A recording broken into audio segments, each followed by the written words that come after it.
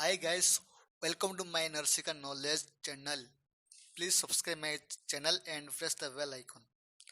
ଆଜିର ଭିଡ଼ିଓରେ ଆମେ ଜାଣିବାକୁ ପାଇବା ଯେ ଗୋଟେ ରେଡ୍ ବିଛୁଆତି କେତେ ଭୟଙ୍କର ଓ କେତେ ବିଷଯୁକ୍ତ ସେହି ପ୍ରାଣୀ କେଉଁ ଦେଶ ଦେଖାଯାଏ ଏବଂ ଏହା କେତେ ଭୟଙ୍କର ମଣିଷ ପାଇଁ ସେ ବିଷୟରେ ଆଜି ଆମେ ଜାଣିବାକୁ ପାଇବା।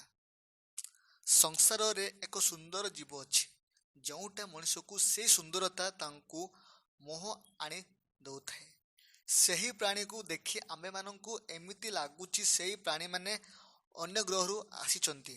ଆଜି ମୁଁ ଆପଣମାନଙ୍କୁ ଦୁନିଆରେ ଏପରି ଜୀବ ବିଷୟରେ କହିବାକୁ ଯାଉଅଛି ସେମାନେ ଦେଖିବାକୁ ବହୁତ ଭୟଙ୍କର ଏବଂ ବିଷଯୁକ୍ତ। ଏହାର ବିଷ ଏତେ ଭୟଙ୍କର ଯେ ସେ ମଣିଷକୁ ଏକ ସେକେଣ୍ଡରେ ସେ ତାକୁ ମାରିଦେବ। ଆପଣମାନେ ବିଛୁକୁ ଦେଖିଥିବେ। ବିଛୁ ଦୁନିଆର ଭୟଙ୍କର ବିଷଯୁକ୍ତ ପ୍ରାଣୀ।